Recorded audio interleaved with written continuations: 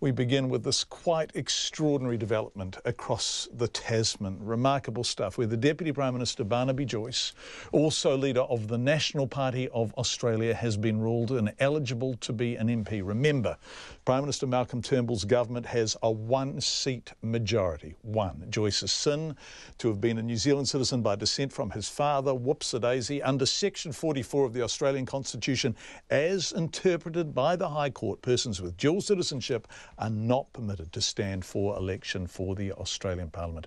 Now, in total, the High Court has just disqualified 5 MPs, including Barnaby Joyce. All of this in the last hour. We're delighted to welcome to Checkpoint Australian correspondent Jason Morrison. Jason, are you there?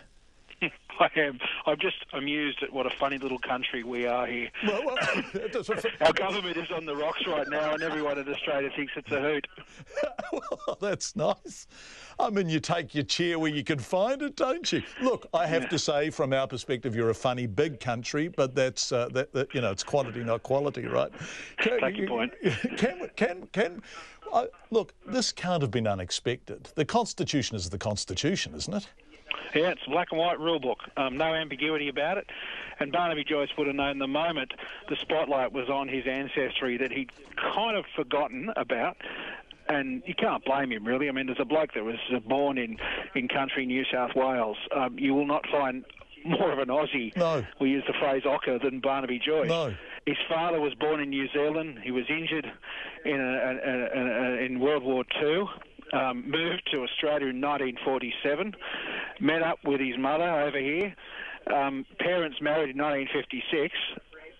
They made their living here working as farmers. And then suddenly their son's a Kiwi when he's the Deputy Prime Minister of Australia. Figure that out. But that's the Constitution. Constitution has no ambiguity about it on this. If you've got it in your heritage and you haven't renounced it, you're up the creek without a paddle. Yeah, you are. A very Australian creek. Of course, the High Court wasn't judging the rights or wrongs of this. It wasn't making any kind of subjective determination about whether this was a good rule or whether Barnaby Joyce should go. It was just interpreting the Constitution. But he has renounced his New Zealand citizenship, bless him, and there will now be a by-election, right? Well, he has now. Yeah, he has now. See, the problem with this is, and you know, people who've put their hand up to run for political office know this as well as anyone, but it doesn't just like you put your hand up and, you know, wow, I got elected. I mean, it's a long process. You've got to go through 3 selections with parties. They go through your background, they check you out, you sign half a dozen statutory declarations to say you're this and you're that, and you didn't do that and you didn't do this.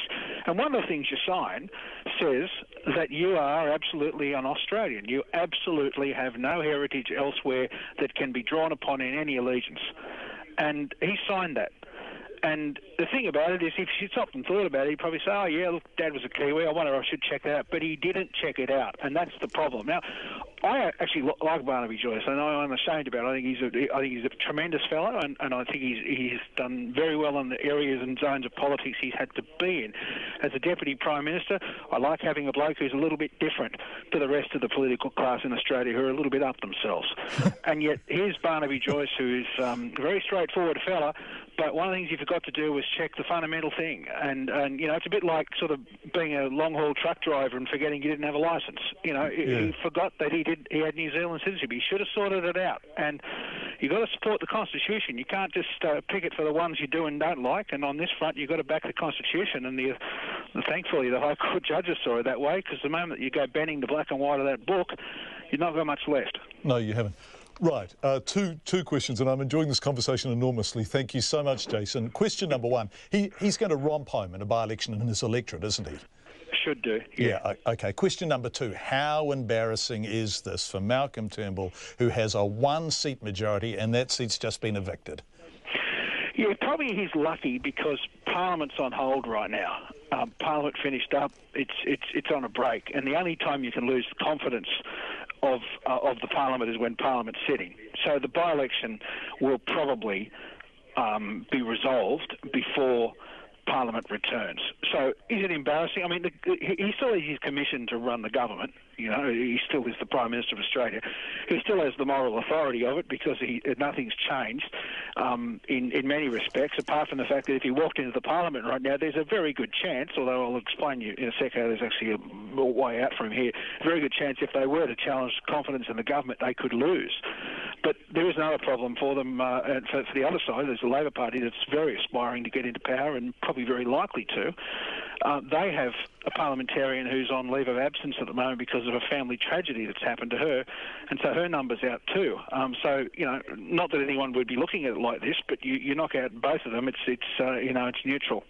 So the impact at the moment, I think, is that the government just has to really, govern on and kind of pretend nothing's happened, because they're going to assume they're going to win this by-election. They probably will. Because, see, the people up in Tamworth elected Joyce with the most pronounced majority, I think, of anyone in the country. So he's very popular. And frankly, country people and most people around the country are pretty peed off about this whole process because, it's a waste of money. I mean, it's a waste of money. We're going to have another by-election. It's hundreds of thousands of dollars. And, we've got a lot of issues pressing in Australia right now.